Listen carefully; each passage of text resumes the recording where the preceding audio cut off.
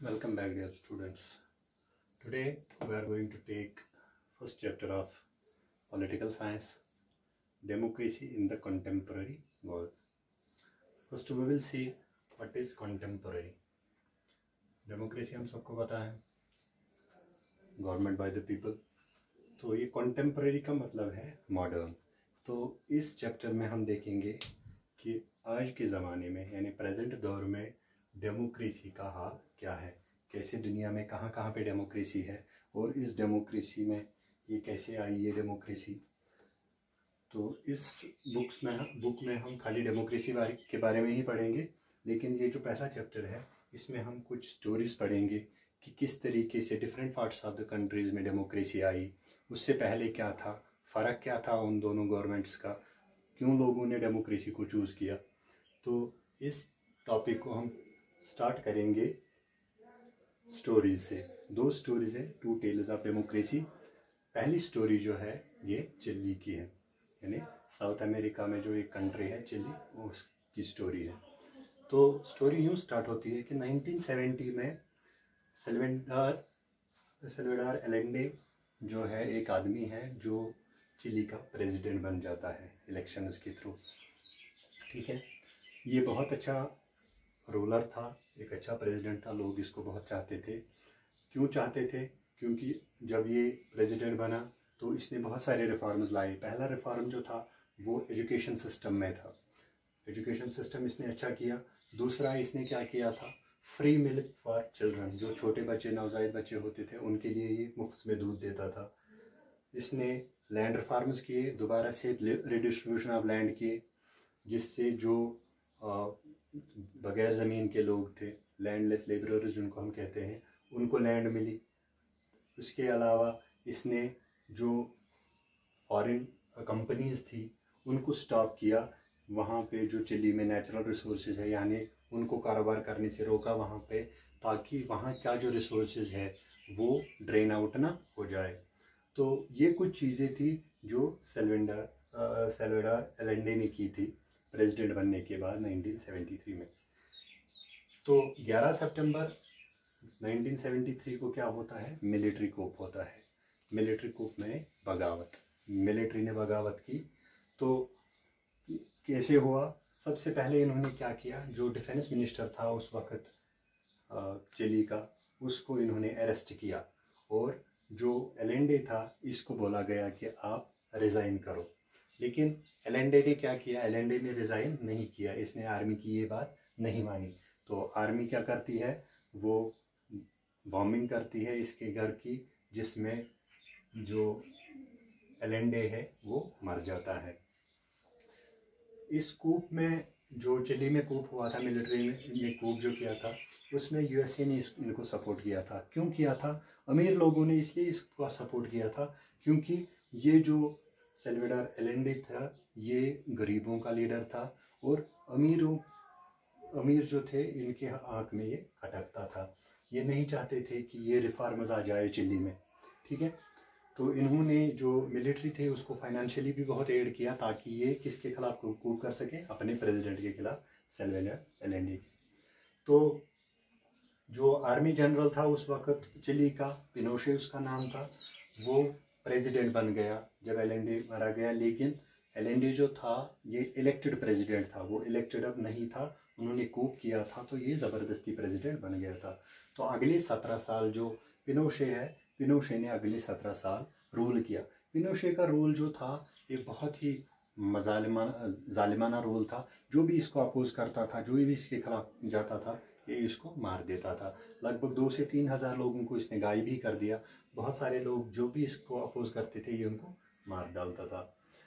तो इसके साथ ही एक आर्मी चीफ था, एयरफोर्स का चीफ जो था उसका नाम था एल्बर्टो बेशेले, उसको भी इसने मार डाला क्योंकि वो भी इसकी जो डिक्टेटरशिप थी इसके खिलाफ था. इसने उसको भी मरवाया और उसकी बीवी और उसकी बेटी को जेल में डालकर उनके साथ बहुत ही जालिमाना रवैया उनके साथ, उनको बहुत तकलीफ़ें दी. तो ऐसे ही चलते चलते जो पिनोशे जो था ये रिलक्टेंट हो गया. इसको लगा कि अब लोग जो है मुझसे पूरा डरते हैं, तो इसलिए 1988 में इसने सोचा कि मैं रेफरेंडम कर लूँ, ताकि अब लोग मुझे खुद चुनकर यहाँ पे लाए, क्योंकि अब लोग मुझसे डरते हैं, अब लोग मेरे खिलाफ नहीं जाएंगे।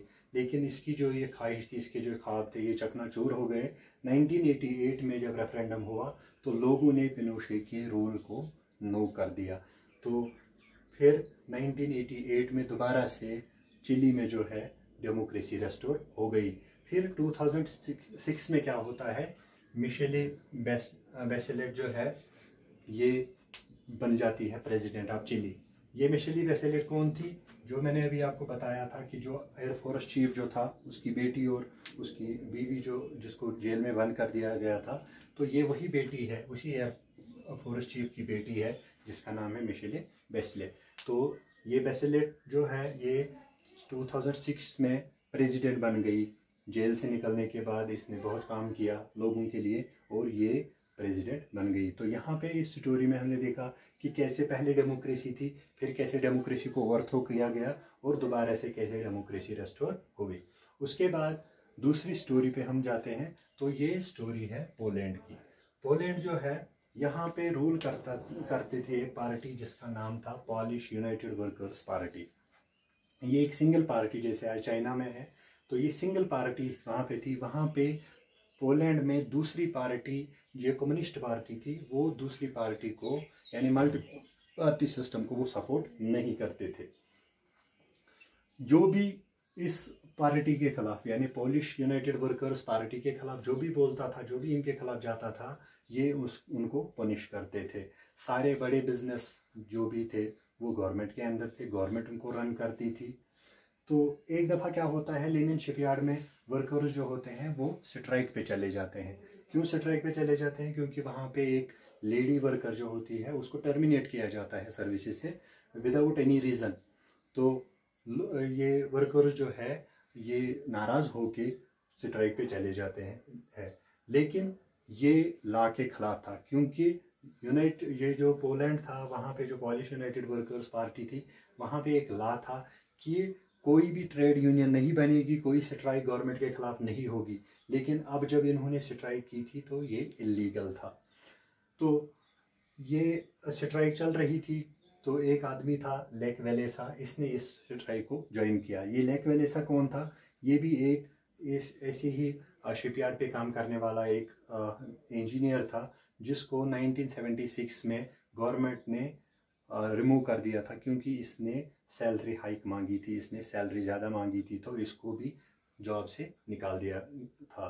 तो ये लेक वेलेसा ने जब इस स्ट्राइक को ज्वाइन किया, तो ये स्ट्राइक जो है इसने ये बहुत ज़्यादा मशहूर हो गई।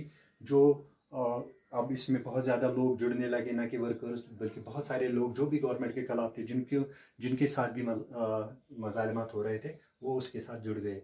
तो अब जब ये स्ट्रांग हो गई तो वर्कर्स ने गवर्नमेंट को डिमांड करना स्टार्ट किया।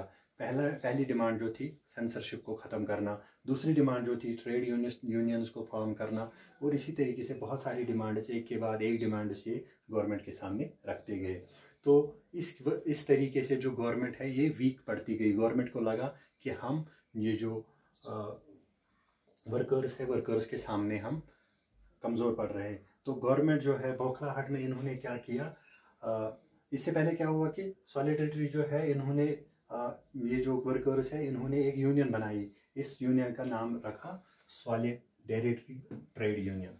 सॉलिडेरिटी ट्रेड यूनियन जो थी ये एक साल में इतनी मकबूल हो गई कि 1 करोड़ से ज़्यादा मेंबर इसको ज्वाइन करने लगे। जब गवर्नमेंट ने ये सब देखा तो इन्होंने मार्शल लॉ ये लगाया कंट्री में। उसमें क्या था कि मिलिट्री जो है, मिलिट्री अब लोगों को कंट्रोल कर रही थी, लोगों को दबा रही थी। तो ये जो वर्कर्स थे इनके साथ मज़ालिमात हो रहे थे। लेकिन ये जो सॉलिडेरिटी ट्रेड यूनियन थी, इन लोगों ने या जो इसमें इसके मेंबर्स थे, इन्होंने ये पीछे नहीं हटे। फाइनली क्या हुआ, गवर्नमेंट जो है वो कमज़ोर पड़ गई और वहाँ पे इलेक्शंस हुए। तो जब इलेक्शंस हेल्ड हुए तो जो सॉलिडेरिटी ट्रेड यूनियन जो थी इसको 100 में से 99 सीट्स मिल गए। तो इसको क्लियर मेजॉरिटी मिली और जो यहाँ पे पॉलिश यूनाइटेड वर्कर्स पार्टी जो थी, इनका जो रोल था कम्युनिस्ट पार्टी का जो रोल था वो ख़त्म हो गया। अब हमें ये देखना है इन दो स्टोरीज़ में कॉमन क्या था। इन दो स्टोरीज़ में हमने ये कॉमन देखा कि जो यहाँ पे गवर्नमेंट्स थी पहले, वो लोगों की मर्ज़ी के ख़िलाफ़ थी। दूसरा, वो गवर्नमेंट जो थी वो लोगों ने नहीं चुनी थी। इन गवर्नमेंट्स को लोग जो है कंट्रोल नहीं कर पाते थे और ये लोगों के ख़िलाफ़ थे। तो अब अगर हम डेमोक्रेसी में देखेंगे, डेमोक्रेसी इसका उल्टा है। डेमोक्रेसी में लोग ही गवर्नमेंट बनाते हैं, लोग ही गवर्नमेंट को रन करते हैं, लोगों की गवर्नमेंट सुनती है और जो काम होता है वो भी लोगों के लिए ही करते हैं। तो आज की वीडियो में इतना ही। अगली वीडियो में हम इससे आगे पढ़ेंगे। Till then take care and good bye.